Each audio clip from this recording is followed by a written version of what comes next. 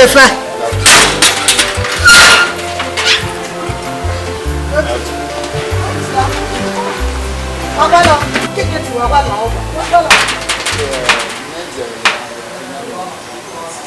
Okay, I'll get it, ma. Oh, we are not to what I want. Where to have it? What are you? What will you? I'm not the balance.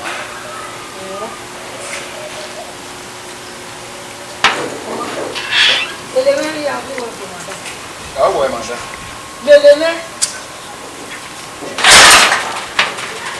Deliver. Mommy!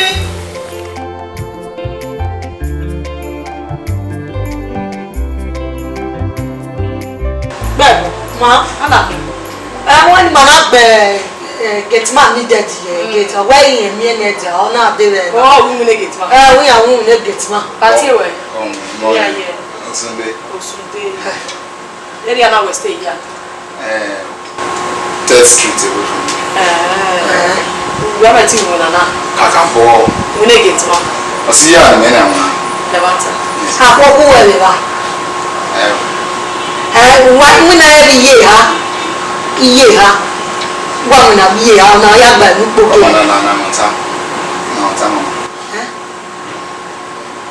Well, ma, where Yadi Robert? I went my mommy.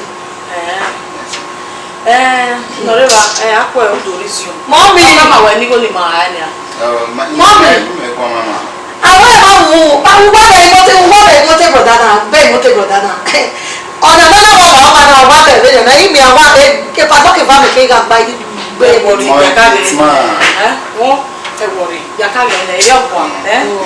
your chief security officer, worry, what happened to resume? One, money. One day we are walk by no signing way. Then you are with the company and know that you are arrested.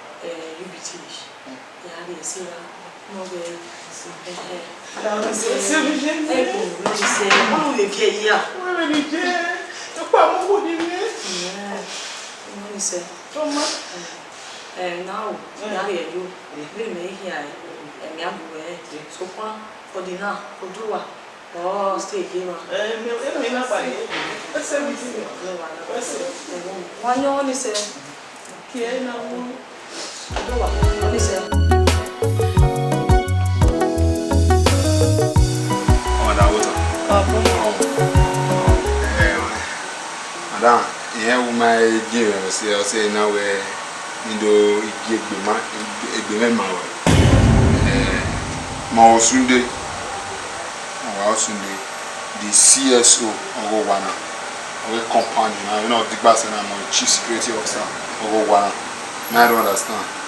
My own commander permission never but Aladia in Madam Wahama anything. I don't get it. Come on. We need to book my money. When do introduction? Maybe I can come with a introduction we are doing now. It is stay maybe time away. No, not chief security CSO of the house. But maybe chief security officer. You are just a backup.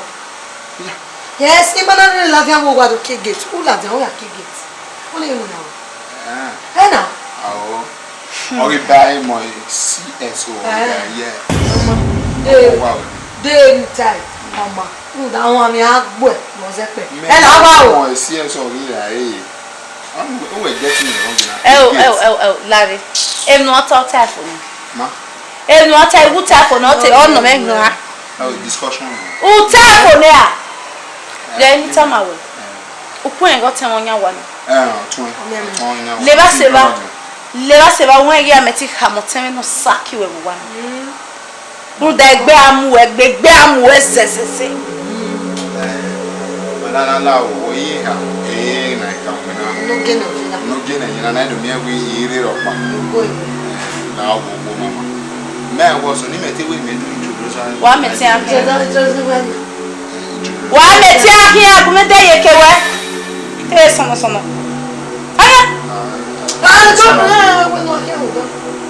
Kaka my head bad, me maka ha ngwe bad. Only sister for the. It's all eh, when wakia. Ja. Ha? You know, baby. Ah, sabe ya, you want to move your one. No. Because you are Yara ni ba. Oma me aga. O je, te ba.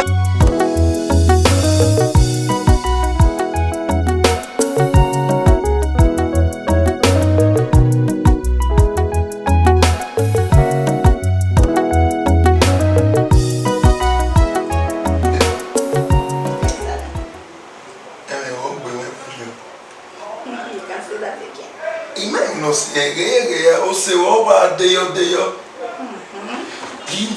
love you so much. You and my mom, and love you not to next level. Possible, no problem. Even next month, my plan engagement pastor. Are you serious?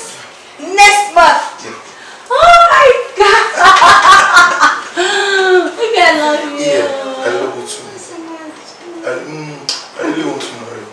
Same here. I want you to be my wife. I want you to always be my happiness. I'm here for you, baby. I want to marry you. Yeah, next month is a date. Yeah. Next month is it's going to be the bomb! I love you, my sweetheart. I'm happy to have you.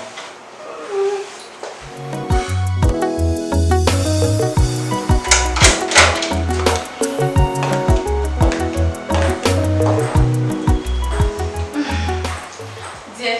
Babe. Oh yeah. Yes, sir. Cool. Babe. Yeah. There is something they notice. Maybe notice over the bed. The bed. It can love you or soak. Oh, I'm not when we bottle water lily over. Nothing. Oh, you might tell me about water lily. Mammy, you like bed. I understand. Oh, my papa be in the bed. I know you are in bed. Oh, but some mistakenly what you bottle water cake there or see a mistake. Oh, yeah, you were bed. No. I've never done that in this my house. In my way there, I might wear those one. No. In my way bottle water, he can't baby every woman there. I'm not wearing any we have in a here. Are you serious? Like, who will he have where more you're a bed now? Who will he see my you're but no, you understand? I don't get it. Eh? Who will accuse him every more you're a Babe, it's okay. And I'm saying I don't see Italian. That will be taken care of, okay? Italian, 1 minute, it's okay. La, here's Taking care of.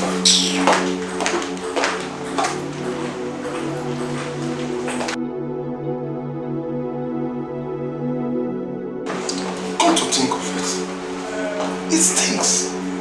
Oh, we are only me. Ayonu, she cannot convince me. Ayonu.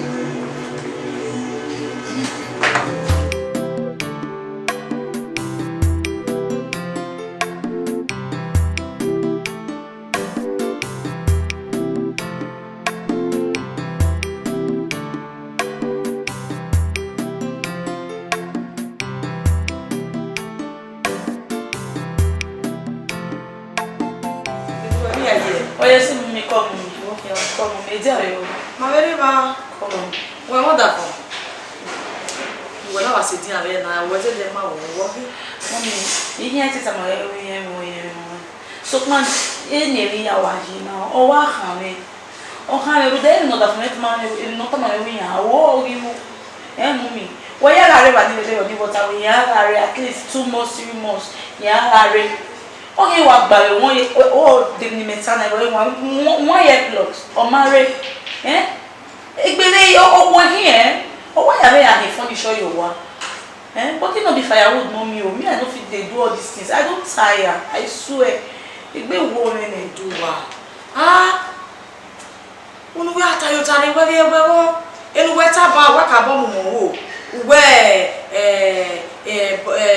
my yaga river bederio, but you know, yeah, and we know you do when they will not come over where 1 meeting with Jacoda for me.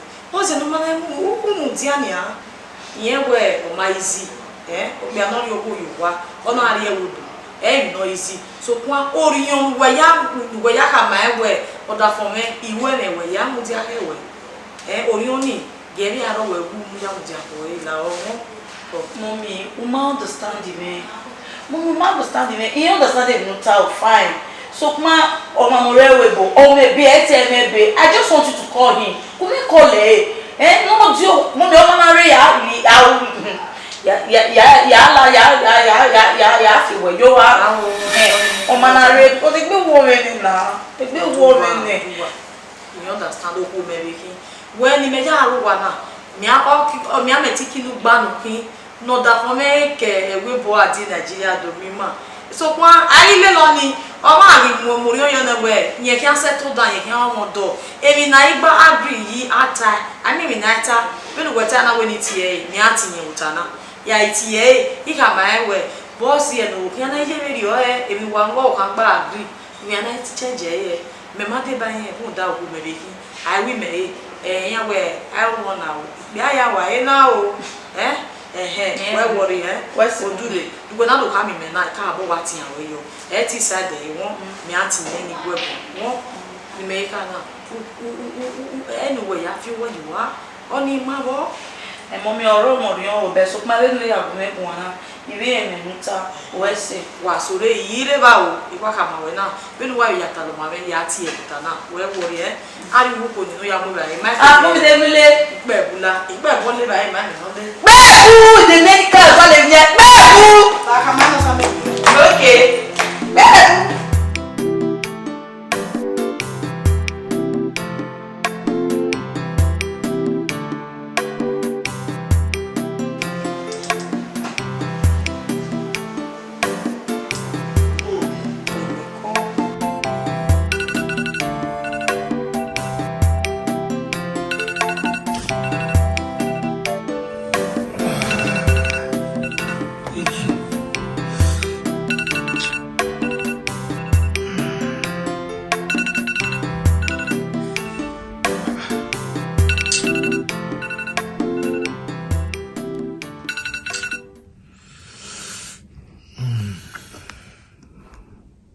What's the on it?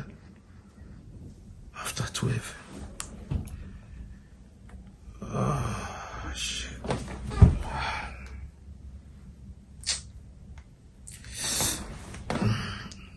No worry, TV.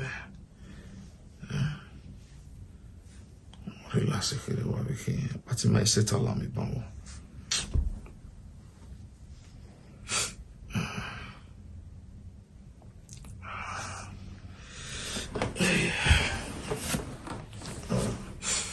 Hello, honey.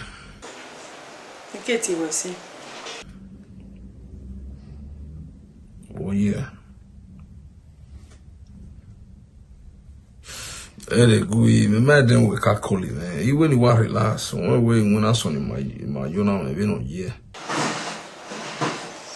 Ko. You appointment later. Me miss call, 6 miss call. What's on me ya do kia? Ebi amade okay o. Oduwa no do complain ma, obokin redia. We ri na wona ri omo na ma wona.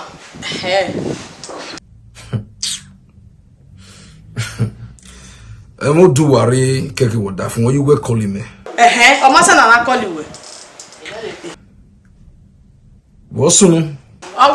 We no da fie ka me agreement is agreement we oda fie fie we here or we yan are every 3 months working in 1 year or my ire we have where you are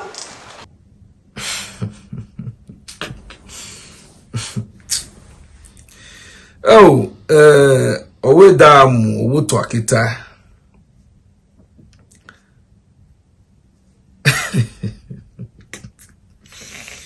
Iradia ewe na ikawe kambiradia na we no pe bo hia so boy me marriage na me tama ni meye me ma be mi wo we na me o saloba mo dia ni ma we ma be no ho aga no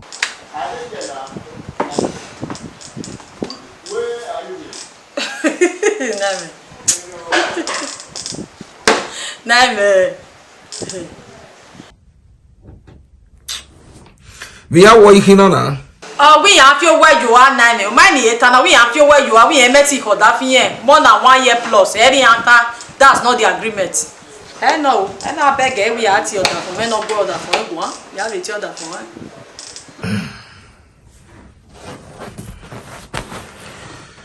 Oh, may I call her why? I call it radio. Lautier, loud. I call it back by a hearing una later at here. I can marry unimio. Do worry. Ni another compliment we Mahama and we give wiggy. I hear you on here. Oh, any Ivana, now I'm moving on me away. Olubo who for here. He read ya. Emena go in a tama in a women or you boy in a woman easy. If you're in a mina, why am we going on? What will tie we be down? Or what were you? Okay. Oh, Ohunana. No sona we idiota fi mari ori mami ori ya gwalo. We ya yo hura ge ye rebe o hawe na gona. Very good to see you. Well, you come away. Yeah, a relationship in a new so now when we married, which you know. So Ima will not like my take serious. Sometimes you are really I'm on it, I need someone beside me, I can call you.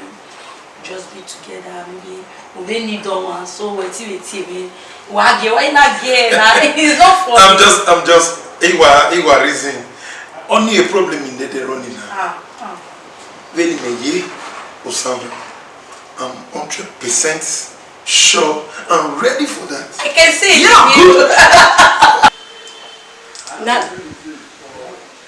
Now on your bamaye on your bamaye mo, in my head of your way you are now. Oh ma, honey, me are you munaba, me are kimunare, me I will be calling you a man. Okay, one hour. I call it radio. I call it agwe one in my migbi so that won't work and I go living away boy. La call because gwegwan. We ya we no wa digging and wa hey you hearing na. We ya we on a call it be having a guana. On my on you, in my when I go here, my you salopwa, your head of a libele, what you're that for on your concerning me what ye did. Baby, do you know anytime near me? Oh, ni mobile. Oh, maybe no dear. Oh, what making you do a banana, do me or do you? No, go foul now. You and beside it's secret. Emma, you know not my understand because so many eyes are on me. A family that for me, a family as in people around. Count on me. Are you sure you can do this? I'm always ready for you. Okay. I'm always ready. Thank you.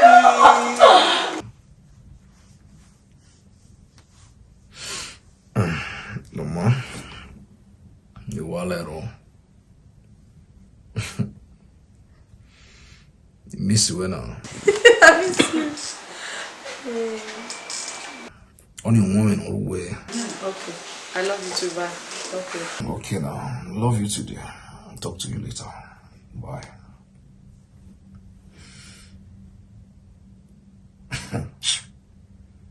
Ave on do carry away. Ariana bana on.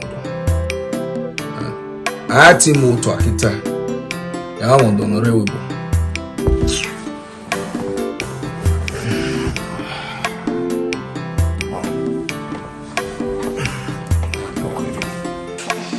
Really diabo, ai, que homem. Não dá do complemento, né? E mareva, o marriage.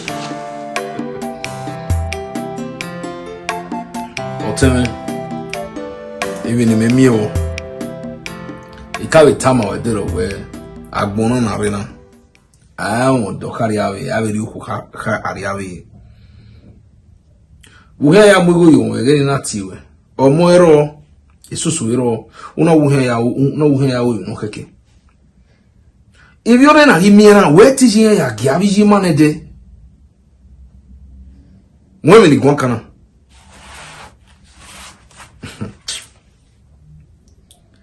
nuwe wa ge na ege oga for body oga feel body my brother ona feel body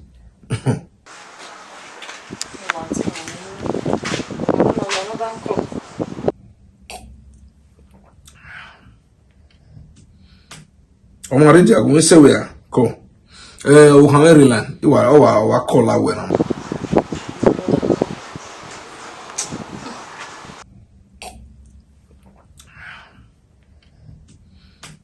omo reji agun sewe a ko o han Maryland iwa wa call awe na mo we fian wo do fian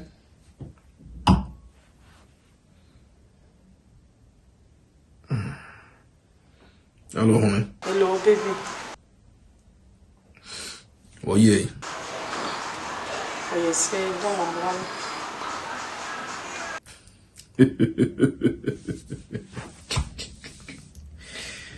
Yeah, it wouldn't be so new, but we go back Benny Lawa.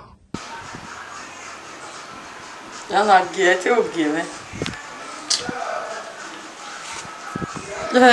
Ni ket, ni meketi we, si ni work by line. Unu magari line. Mawiri dia gari line. Okay. Ite we na we oge uhunwa osioma. Osimekena. Omao, honey go we gbe no we se. Oh, no me. We umwe le me. Ato. We ku we. Vini me yaki wan gabe nana ya no so no. We ku we. Okuna. Ofi we yohane. Irifki eri ko me kwa kama me we oto wa fi we yohane. Maybe this is there on me. Yes. I said him uto e akita. Akita nani. When you are yasin, do yasima. Are yasina do yasiwe. Rudaveni me yago o wokunkuni. Me awala social media veni me ya mi ave picture no muyo. Ile ti awa edere na kama. Okuni ya iwe. Ya fi ayene. Ofi we yo ani.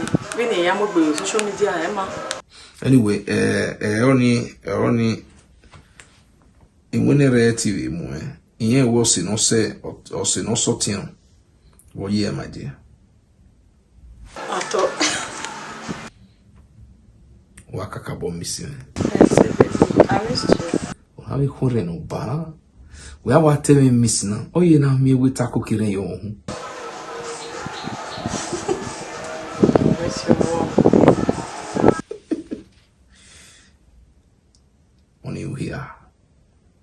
Uhia kakabo uhu hintiawe imi ro baro ni ayagiwe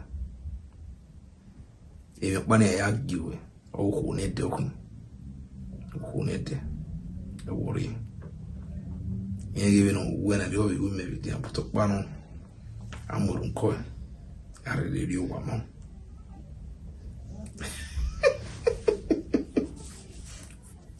Pina o social media ni agibi una. I beg.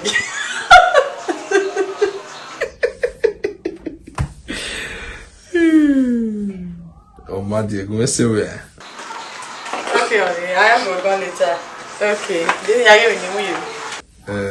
yeah, team will boy dear. Mom, I call you later, mom. Oh my dear, go bye bye. Okay, baby. Okay, bye.